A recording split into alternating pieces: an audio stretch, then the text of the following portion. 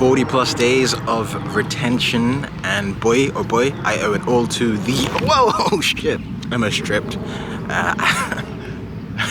I owe it all to the Easy Peasy Method, which if you don't know what it is, I'm going to go into a bit more detail on it, because I had a commenter ask me to do it. That's a lie. I asked anyone if they wanted to hear it, and he was like, okay, yeah, sure. So I'll tell you what it is, and I'll tell you how it works, because I was in a situation yesterday where old me, that degenerate, would have relapsed, but this me didn't. So big trigger for me in all my years has been stress. So I'm gonna go sit down. So it has been stress. So I had this thing happen where, you know, I won't tell you about the problem, because I mean, you've got your own problems, which I don't want to bore you with mine, but had this familiar problem crop up, and I could feel myself going into like the familiar coping mechanism of, first, this is how it starts, it's insidious. First, start thinking about a girl I didn't even date her, a girl I knew in the biblical sense from like 9 years ago, very, very long time. Started thinking about her, found her Instagram, I was like, I didn't even know what I was doing. And then from there, I was like, oh, maybe I'll go into this thing, which I've sworn off up and down, as a way to escape from stress. But the Easy Peasy Method is basically, you read this book. I didn't read it, I listened to it. You listen to this book, and then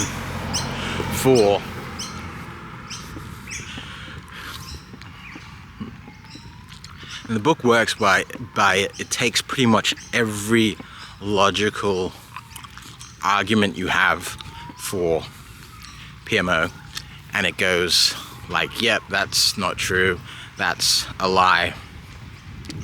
The biggest argument I always have is like, oh, I should say the main premise is that there's literally nothing to gain from doing it, from engaging in that behavior, where there's just so much brainwashing, where you think of it as a good way to relieve stress. But the example they give, which is really good, is that imagine you're wearing like a really tight pair of shoes and then take them off.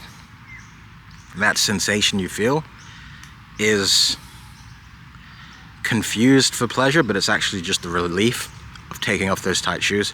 So the whole PMO cycle is a tight shoe, where really read the book, because it explains the argument a lot, in a lot greater detail.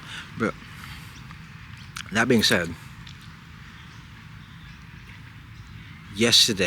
last night in fact, I was like, all right,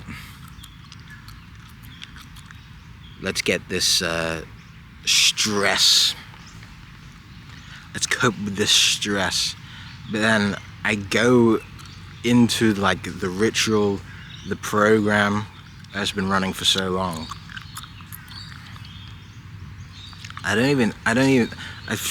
just feel like absolutely zero excitement or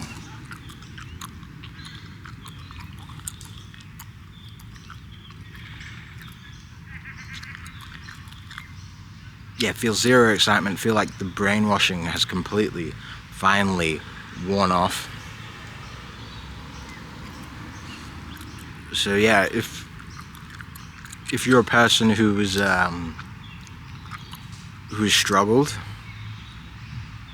or is struggling, because this is what I've seen as well, is that a lot of people get addicted to the having their identity hung up in this is the most difficult thing you're ever gonna do in your life, man.